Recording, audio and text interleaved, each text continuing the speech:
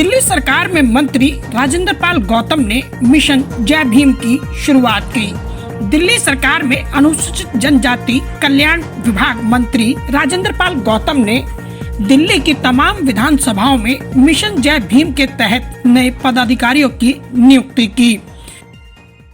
Mission जय Bhim basically doctor बाबा साहब अम्बेडकर जी का चलाया हुआ आंदोलन समता मूलक समाज की स्थापना हेतु, जिसमें समता हो, मैत्री हो, भाईचारा हो, न्याय हो और एक भारत को प्रबुद्ध भारत बनाने का एक सपना, जिसमें सबको समानता का व्यवहार हो और किसी के साथ जाति और धर्म के आधार पर शोषण ना हो, ऐसे समाज की स्थापना के लिए डॉक्टर बाबा साहब अम्बेडकर जी ने जो एक लंबा जीवन भर संघर्ष किया, उस संघर्ष को जन जन तक पहुंचाने का काम मिशन जय भीम करेगा।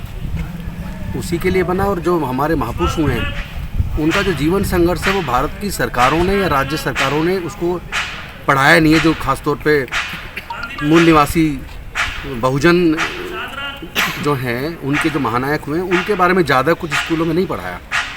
तो हम उनके जीवन संघर्ष पे सबके ऊपर एक एक करके किताबें मिशन जय भीम लेके आ रहा है, ताकि अपने लोगों को अपने महापुरुषों के बारे में जागृति प्रदान।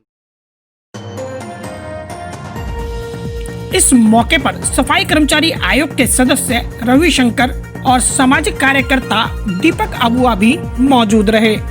हम आपको बता दें कि दीपक अबुआ को भी इस मिशन जय भीम के तहत एक नई जिम्मेदारी दी गई है।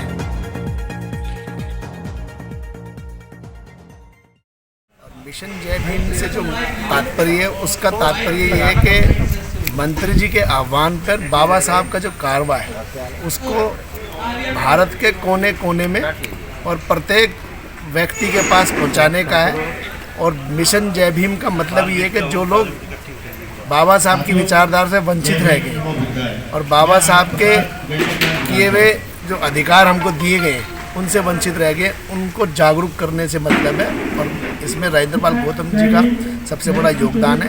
और उसमें हमारे सभी लोग इस मिशन जय भीम से जो एक सबसे जो मतलब उसका जो है कि हमें लोगों को बाबा साहब की विचारधारा पहुंचाना है। मिशन जय भीम से सभी लोगों को जुड़ना चाहिए और बाबा भीमराव अम्बेडकर सभी के पितम भीष्म पिता और हमारे पिता के भी पिता कि हमारे दादाजी की भी कह सकते हैं आप, जिन्होंने एक अकेले ही इतनी बड़ी जनसंख्या, इस भारत में इतनी बड़ी जनसंख्या वाले देश में अकेले ही कलम चला करके और सभी लोगों को जगाने का कार्य किया।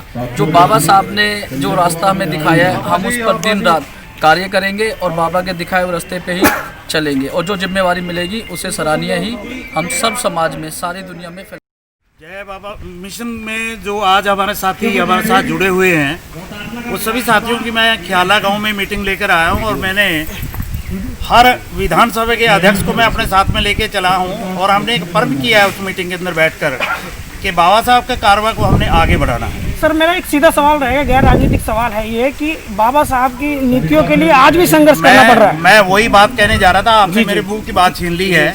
हम इसमें कोई राजनीति नहीं करने आए। आज दबे कुचले समाज को एक ऐसे मंच की जरूरत है जिसके माध्यम से हम आगे बढ़ सकते हैं। बाबा साहब ने जो इस मिशन को लेकर आगे चल रहे थे, जो थोड़ा अधूरा है, अधूरा हमारी वजह से है। जब तक हम संगठित नहीं होंगे, हम बाबा साहब के मिशन को आगे लेकर नहीं जा सकते।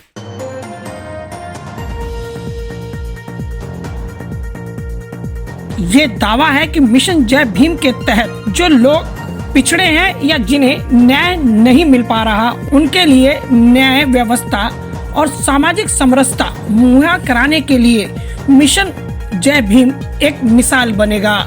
और साथ ही मिशन जय भीम बाबा साहब के उन सपनों को साकार करेगा जो सपने आजाद भारत के निवासियों को लेकर देखे गए थे। राजेंद्र पाल गौतम ने अब मिशन जय भीम के तहत बाबा साहब के सपनों को सच करने का बीड़ा उठाया है।